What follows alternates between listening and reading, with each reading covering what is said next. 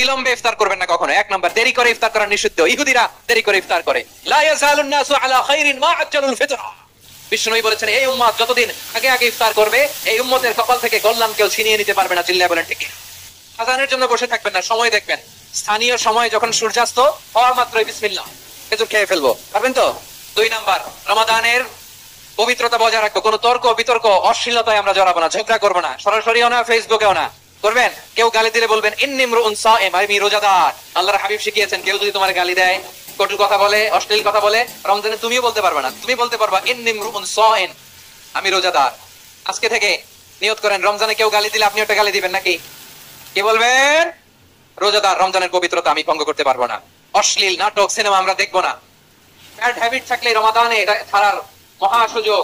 Smoking এর অভ্যাস আছে অনেকের, ঠিক না? যদি কারো থাকে, কে করে হাত তোলালাম না আমি। এই রমাদানে এই স্মোকিং হ্যাবিট থেকে আমরা বেরিয়ে আসবো, ঠিক কিনা বলেন?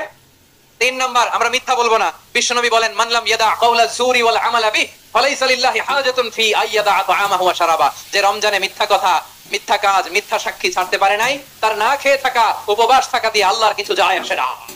এজন্য মিথ্যার সাথে আমাদের কোনো সম্পর্ক আছে? মিথ্যা বলবো না। 4 নাম্বার, অপচয় করবো না।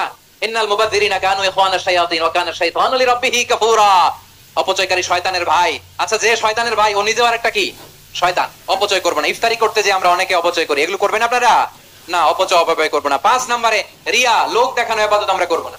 লোক দেখানোর জন্য নামাজ, রোজা, জিকির, তেলাওয়াত, দান সদকা এগুলো করলে আল্লাহর দরবারে এগুলো কবুল হবে?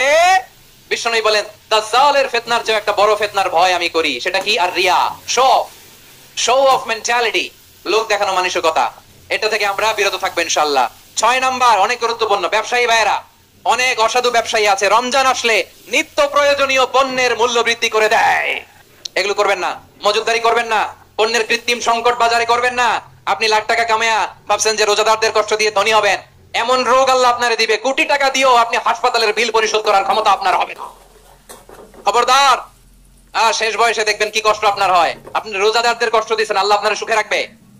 আল্লাহর দোহাই লাগে, আমার ব্যবসায়ী বাইরে এটা করবেন না। আরব বিশ্বে আমরা দেখেছি, আরব বিশ্বের ব্যবসায়ীরা সারা বছরে ব্যবসা করে, রমজানে ভর্তুকি দেয়। আর আমার দেশের কিছু অসাধু ব্যবসায়ী রমজানে গলাকাটা ব্যবসা করে আর সারা বছর সইটার উপর দিয়ে চলে। চিল্লায় বলেন ঠিক কিনা? করবেন না, এটা করবেন না। নিত্য প্রয়োজনীয় পণ্যের মূল্য বৃদ্ধি করা হারাম, পণ্যের কৃত্রিম সংকট তৈরি করা হারাম, মজুতদারি করা হারাম, রোজাদারদেরকে কষ্ট দেওয়া হারাম। এটা করবেন না, এটা করবেন না।